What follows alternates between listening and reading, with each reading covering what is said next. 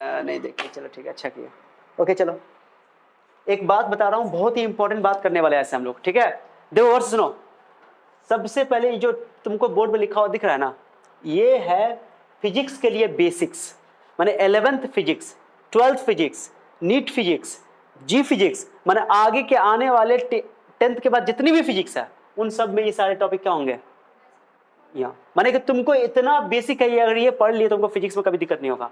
और सबसे बड़ा दिक्कत क्या जानते हो बच्चे को, नीट में बच्चों को दिक्कत जो होता है बायोलॉजी, मैंने बोला ना कि बायोलॉजी वाले बच्चे जो होते हैं, अक्सर बायोलॉजी वाले बच्चों का यही पॉइंट वीक होता है, जिसकी वजह से बच्चों का फिजिक्स का न्यूमेरिकल सॉल्व नहीं होता, फिजिक्स टफ लगता है। मैंने बोला ना कि 95% बच्चों को, बायोलॉजी वाले बच्चों का फिजिक्स खराब होता है। खराब होने की वजह ये बेसिक है। मैं गारंटी ले रहा हूँ कि तुम्हारा ये ठीक हो गया ना। अगर तुमको लग रहा है कि इतना कम टॉपिक है, इसको पढ़ाएंगे, देखते रहना कितना पढ़ाई होगा, तो ये टॉपिक कवर करने के बाद ये सारे टॉपिक कवर करना, और फिजिक्स में जर्रा बराबर दिक्कत नहीं होगा। चाहे वो बच्चा मैथ में बच्चा तो मैथ पढ़ेगा ही, लेकिन बायोलॉजी वाला बच्चा मैथ पढ़ेगा तो उससे पहले यूज होगा ये सब चीज़। सब नहीं भी पढ़ेगा तो उनको तो मैथ आना पड़ेगा, ये सब मैथ। ओके, तो मेन मुद्दा यही है कि फिजिक्स के लिए स्पेशली बच्चा का नीट में सपना बच्चा का टूट जाता है फिजिक्स की वजह से, क्योंकि बच्चा का रैंक डिसाइड होता है फिजिक्स से। मैंने पहले भी बोला था। तो ये कैलकुलेशन में देखो, इसमें मैंने 2 पार्ट में इसको बांट दिया है कि फिजिक्स के लिए इतना बेसिक आपको आना एकदम लाजमी है। ये आ गया तो फिजिक्स आ गया, समझो, ठीक है। देखो कैसे, एक पार्ट बनाया बेसिक कैलकुलेशन, क्या बनाया, हाँ, ये वो है, ये साइंस का वो हिस्सा है जो फिजिक्स में भी आता है, केमिस्ट्री में भी आता है, कॉमन है ये। इसको मैंने बेसिक कैलकुलेशन बोल दिया, ये बेसिक साइंस बोल दो, मानी कैलकुलेशन से रिलेटेड है, मैथमेटिक्स का सिंपल पार्ट सब आएगा इसमें। कैलकुलेशन गुना भाग 10 का पावर में डील करेंगे, कितना बच्चों को आता है, कितना बच्चों को नहीं आता, वो सीखेगा यहाँ पे। तो बेसिक कैलकुलेशन बोलो या बेसिक साइंस बोलो, फिजिक्स में भी आएगा ये और केमिस्ट्री में भी आएगा, कॉमन टॉपिक है, ठीक है। चलो, इसमें क्या क्या पढ़ना है सर, तो बताता हूँ। साइंटिफिक नोटेशन, पावर 10 का पावर 5 10 तो नहीं लिखते हैं, कन्वर्ट करते हैं, वो सिखाऊंगा। अभी टॉपिक एक एक करके हम लोग पढ़ेंगे, सीक्वेंस में पढ़ेंगे। उसका एसआई प्रीफिक्सेस, एसआई प्रीफिक्स सुना होगा भाई, किलो, मेगा, गीगा, नाम सुना, वो सब पढ़ाया था, डेसी, सेंटी, मिली, माइक्रो, नैनो, वही सब इसके अंदर पढ़ेंगे। उसके बाद राउंडिंग ऑफ करना, लगभग वैल्यू निकालना, दशमलव में ना 5.85 रहता था उसको, तो ये पढ़ेंगे, एकदम डिटेल से पढ़ेंगे फिजिक्स में। और ये फिजिक्स में भी काम आएगा, और केमिस्ट्री, सारे टॉपिक कॉमन फिजिक्स में का कॉमन पार्ट है ये सारे टॉपिक फिजिक्स और केमिस्ट्री दोनों का कॉमन पार्ट है। हाँ, ऑर्डर ऑफ मैग्नीट्यूड है एक टॉपिक, ओके, इसमें हम लोग 10 के पावर में डील करते हैं। कैसे करेंगे वो टॉपिक पढ़ेंगे तो समझ में आएगा। सिग्निफिकेंट फिगर है, ये भी एक मेजरमेंट से रिलेटेड है। उसका रूल्स ऑफ राइटिंग यूनिट्स है, ऐसा यूनिट लिखने का कुछ रूल्स होते हैं, जैसे नहीं बोला था मैंने, जैसे 9th में पढ़े होंगे, तो न्यूटन को हम लोग कैपिटल लेटर से नहीं लिखते हैं। अगर एक सिंगल लेटर लिखना होता है तो कैपिटल लेते हैं, लेकिन पूरा नाम लिखना होता है तो क्या करते हैं, स्मॉल से स्टार्ट करते हैं। ये ऐसा यूनिट है, तो कुछ रूल्स है ना ऐसा यूनिट लिखने के, तो कुछ रूल्स को फॉलो करना। वो रूल क्या है वो उसको पढ़ेंगे डिटेल से। और सबसे और भी एक इंपॉर्टेंट टॉपिक है जो बच्चा अक्सर छोड़ देता है, ये टॉपिक अक्सर छोड़ देता है। ये टॉपिक अक्सर क्या होता है, बच्चा ई नहीं पढ़ता है, ई पढ़ता है, सॉरी ई पढ़ता है, केमिस्ट्री फिजिक्स में पढ़ाई हो जाती है, ई नहीं पढ़ता है बच्चा, ऐसा ई मान लो मिल भी जाता है, कोई दिक्कत नहीं, ई नहीं पढ़ता है और ई नहीं पढ़ता है, ये तो जनरली पढ़ता ही नहीं है। ई तीनों, ये तीनों पढ़ाया ही नहीं जाता है यहाँ पे, क्योंकि ये तुमको स्पेशली बुक में एक अलग से टॉपिक बन करके नहीं है। अब क्या, ग्रीक अल्फाबेट से इतना यूज होगा मैथमेटिक्स में, देखो alpha, beta, gamma, delta, theta, phi, psi, आता ना। तो ग्रीक अल्फाबेट्स का सिंबल इस्तेमाल होता है, जैसे मैंने बोला ना कि अल्फा एक रूट्स है, बोलते ना अल्फा बीटा क्वाड्रेटिक इक्वेशन का रूट्स है, बोलते ना। तो अल्फा बीटा का मतलब है वहां पर रूट्स, जीरो, सुनिए बोलते ना, द्विघात बहुपद में या द्विघात में मैथ में पढ़े होंगे। तो ये अल्फा बीटा उसका रूट्स है, उसका मतलब है रूट्स है, बट ये सिंबल है, साइन है अल्फा बीटा। तो किस अर्थ में इसका इस्तेमाल किया जा रहा है, कभी अल्फा बीटा रूट्स बन जाएगा, कभी अल्फा एंगल बन जाएगा, कभी बीटा एंगल बन जाएगा, मतलब किस अर्थ में इसका इस्तेमाल किया जा रहा है उसी को, इसलिए ग्रीक लेटर को सीखना बहुत जरूरी है। जैसे बोलते हैं रो नाम सुनो, रो क्या बोलते हैं, रो रेजिस्टिविटी पढ़े ना, रेजिस्टिविटी, अरे रो पी के जैसा रो, है ना, 10th में पढ़े फिजिक्स में। तो ये सारी चीजें, फिर तुम लोग पर सिग्मा, ये सिग्मा कहलाता है, ओमेगा, देखो ना इसको, ये सभी ग्रीक लेटर्स हैं। ओमेगा, ओम बोलते हैं उसको, ओमेगा बोलते हैं इसको, ओम वहां पर ऐसा यूनिट है, उसका मतलब यूनिट है, ओके। तो मैंने बोला कि वो सिंबल है और उसका मीनिंग कुछ और होगा, मीनिंग किसी मीनिंग के लिए इस्तेमाल किया जाएगा, ठीक है। तो ये ग्रीक अल्फाबेट्स कितने होते हैं, टोटल कितने टाइप के होते हैं, सबको ग्रीक लेटर का स्मॉल लेटर भी पढ़ेंगे, और क्या कि बेसिक है, इसको जानना जरूरी है। इतना बार इस्तेमाल होता है कि बच्चों को नया चीज आ जाता है, ये क्या चीज सब आ रहा है, इसलिए पहले पढ़ा दिया जाएगा, ठीक है। तो मैंने जो सीक्वेंस मेंटेन किया है, इसको इसी सीक्वेंस में पढ़ाया भी जाएगा, समझे। इसके अलावा सबसे पावरफुल चीज है या मैथमेटिक्स टूल्स, ये आ गया, ओके, बोले ये तुमको आ गया तो फिजिक्स में तुमको सब कुछ आ गया, समझो।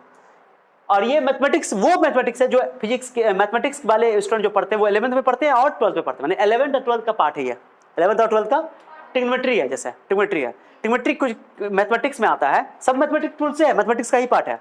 ओके, तो तुम मैथमेटिक्स अगर मान लो बायोलॉजी बच्चा मैथमेटिक्स पढ़ लेता है तो जो रियल मैथमेटिक्स उसको तो ये मिल ही जाएगा। और मैथमेटिक्स में बायोलॉजी वाला मैथमेटिक्स जनरली नहीं पढ़ता है तो उसको ये मैथमेटिक्स पढ़ना पड़ेगा फिलहाल। और चूंकि 12th वाला बच्चा भी जो अभी सॉरी मैथ वाला बच्चा जो अभी 11th में मैथ में लिया हुआ है तो उनको भी फिजिक्स समझने के लिए मैथ पढ़ना पड़ेगा, क्योंकि वो अभी उनको ये मैथ सब पढ़ने में 12th में जाएंगे, माने कुछ चैप्टर इसमें ऐसा है जो 12th में मिलेगा, तो 12th का वेट तो नहीं ना करेंगे। फिजिक्स में 11th में यूज होगा, फिजिक्स में 11th में यूज होगा, अब वो चैप्टर फिजिक्स में मैथ में कहाँ है, 12th में है, तो 12th का वेट करेंगे, तो पढ़ना पड़ेगा ना, यही समझना है बात को। तो ये सारे टॉपिक्स बायोलॉजी वाले को भी पढ़ने पड़ेंगे और मैथ वाले को भी पढ़ने पड़ेंगे। अब मैथ वाला बच्चा को ये दोबारा मिलेगा तो फिर मजा आएगा उसको और ज्यादा समझ में आएगा। भेजा में क्या, अगर तुमने इसको पढ़ लिया तो तुमको मैं गारंटी बोल रहा हूँ, ये तो छोटी मोटी बात है, तो ज्यादा इंपॉर्टेंट टॉपिक नहीं था, बहुत सारे बच्चों को बेसिक आता रहता है इसमें से, बट ये चीजें बच्चों को जनरली तुम्हें नई नई चीज मिलेगी बिल्कुल, इसी पर बेस तुम्हारा पूरा फिजिक्स का न्यूमेरिकल होगा। यही वीक होता है इसलिए बच्चों का न्यूमेरिकल फिजिक्स का सॉल्व नहीं होता। मैं गारंटी ले रहा हूँ कि तुम्हारा ये ठीक हो गया ना, क्योंकि इसका क्लास कम से कम 1 महीना चलेगा तुम्हारा, मैंने हम पूरा डिटेल से पढ़ाएंगे करके।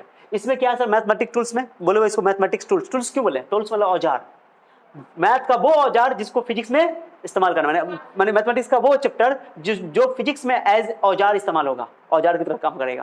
कुछ समझे, अरे खाना पकाने के लिए औजार का इस्तेमाल करती हो, हंसुआ ले जाती हो, छुरी ले जाती है, चाकू ले जाती है, तो औजार है, उस ये टूल्स है। खाना पकाने के लिए आती, सब्जी नहीं करती है हंसुआ से, ऐसे गाली कर देती सब्जी को आलू नहीं काटती हो, ठीक है। चलो, तो मैथमेटिक्स टूल्स में ट्रिग्नोमेट्री है, अभी मत सोचना ट्रिग्नोमेट्री से 10th वाला, 10th वाला तो होगा ही होगा, मैंने 10th वाला ट्रिग्नोमेट्री तुमको आता ही आना चाहिए।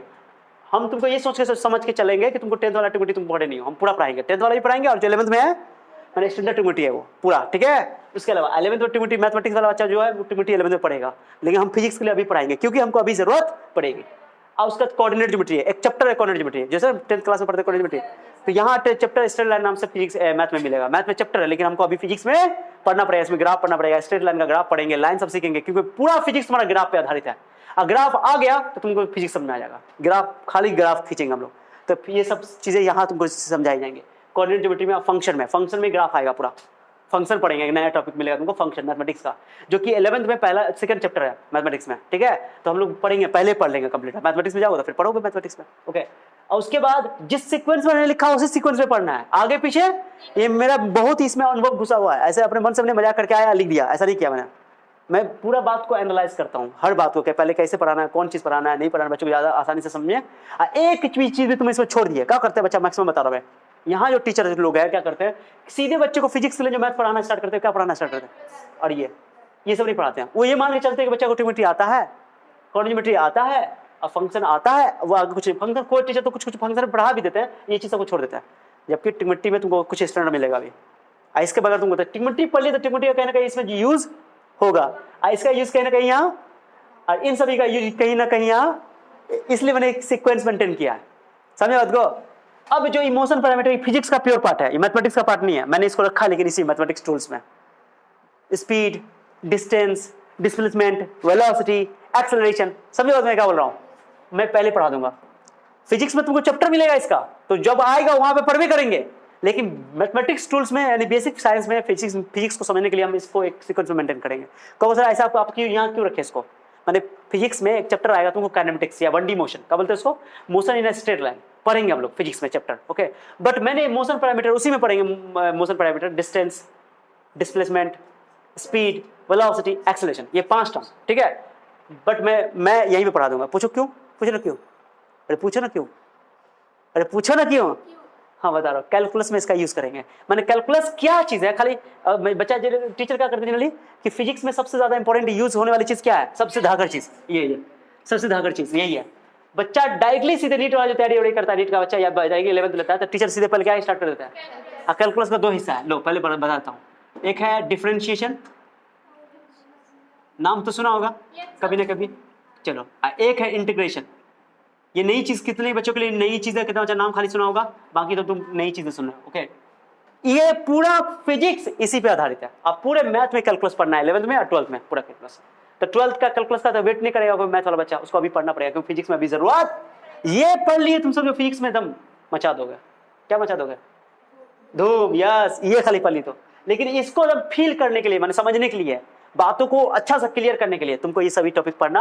और कैलकुलस का जब हम जैसे हम कैलकुलस को पढ़ाएंगे ना, तो कैलकुलस ऐसे पढ़ाएंगे कि तुमको कैलकुलस बताएंगे कैलकुलस कैसे आया, कैलकुलस क्या है, और कैलकुलस को बनाना कैसे है, वो सब बात की बात है ना, बता देगा रीजन। तो मैं इसलिए सीक्वेंस मेंटेन कर रहा हूँ कि कैलकुलस कैसे आया, कैलकुलस का आविष्कार कैसे हुआ, वो सभी बात मैं किसके अंदर बताऊंगा। मैंने उसमें मैं स्पीड का इस्तेमाल करूंगा, समझे, किसका इस्तेमाल करूंगा, स्पीड का, डिस्टेंस का, वेलोसिटी का, इसकी बात करूंगा मैं। बस मैं कब पढ़ रहा हूं मैं, एक्सेलरेशन का बात करूंगा मैं। इसलिए मैं पहले मोशन पैरामीटर पर पढ़ा रहा हूं ताकि तुमको कैलकुलस सीधे समझा सकूं कि मतलब क्या है कैलकुलस का। अब मैक्सिमम टीचर क्या करेंगे, कैलकुलस कैसे बनता है सवाल डायरेक्टली बनाना सिखा देंगे, फॉर्मूला लिख देंगे ऐसे, x का पावर n फॉर्मूला होता है ऐसे करके लिख देंगे, dt सब होता है ऐसे लिख देंगे, और कहेंगे सवाल पुट करो, फॉर्मूला पुट करो, आंसर निकालो। लेकिन मतलब समझो तुमको नहीं आया। इसलिए कैलकुलस का मतलब क्या है, ये डी क्यों लिखा जाता है, सबका मतलब मैं एकदम सीक्वेंस बताऊंगा। और कैलकुलस के अंदर कितना पार्ट है, डिफरेंशिएशन और इंटीग्रेशन, दोनों को डिटेल से पढ़ना है, बहुत अच्छा से पढ़ना है। उसके अलावा और ये कैलकुलस में सब टर्म सब इस्तेमाल होगा सब। उसके बाद वेक्टर्स पढ़ेंगे, वेक्टर फिजिक्स का एक चैप्टर है, ओके।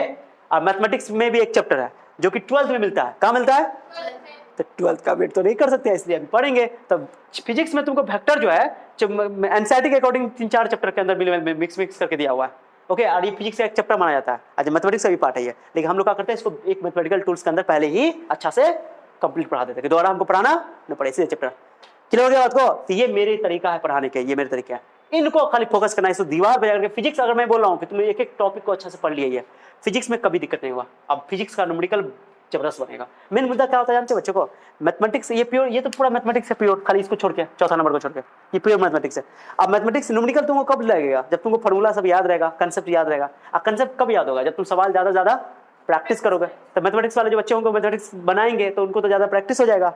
और जो बायोलॉजी वाले बच्चे होंगे मैथमेटिक्स नहीं पढ़ते हैं जनरली, तो उनको प्रैक्टिस नहीं होता है, जिससे प्रॉब्लम क्या होता है कि मैथमेटिक्स उनको याद नहीं रह पाता है। तो जैसे फिजिक्स आता है तो न्यूमेरिकल उनको सॉल्व मैंने पढ़े भी हुआ तभी नहीं बनता है, फॉर्मूला देखना पड़ता है जाकर के। यही है कि प्रैक्टिस करना जरूरी है। तो हम तो अभी तुमको प्रैक्टिस करवाएंगे, पूरा कंसेप्ट देंगे, थ्योरी देंगे, कम से कम सवाल करवाएंगे, कोशिश करेंगे। उसके बाद जैसे चैप्टर में यूज होगा ये करवाएंगे, न्यूमेरिकल लगवाएंगे, समझे। लेकिन मैथमेटिक्स के ड्यूरिंग और मैथमेटिक्स पढ़ लोगे तो तुमको ये सब चीज और भी अच्छे से दिमाग में उतर जाएगा, पैस जाएगा। बाकी हम तुमको तो बताएंगे कि फिजिक्स के लिए कैसे पढ़ोगे, पूरा पढ़ाते जाएंगे और उसका कॉपी बनाते जाओगे और दीवार पे जो फॉर्मूला सब होगा उसको करते जाओगे, चिपकाते जाओगे, पूरा याद करवा देंगे, समझ को। तो ये सीक्वेंस मेंटेन हुआ, ये है मैथमेटिक्स टूल्स। क्या चीज है, जिस सीक्वेंस में लिखा हुआ है उसी सीक्वेंस में मैं पढ़ाऊंगा, इसी सीक्वेंस में तुमको लिखना भी है, ठीक है, भेजा में गया। तो ये पढ़ लिए तो फिजिक्स में कोई दिक्कत नहीं होगा। इवन फिजिक्स में तो छोड़ो, जो फंक्शन में बोलो ना, फंक्शन अभी बताता हूँ। फंक्शन के अंदर जो नाम सुने कभी, लॉग का नाम सुने, लॉग, ये सारे लॉग का टॉपिक बच्चे को बड़ा तकलीफ होता है।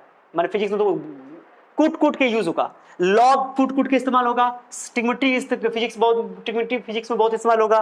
उसके बाद कोऑर्डिनेट ज्योमेट्री का स्ट्रेट लाइन का कांसेप्ट, स्लोप लूप का कांसेप्ट है, वो इस्तेमाल होगा।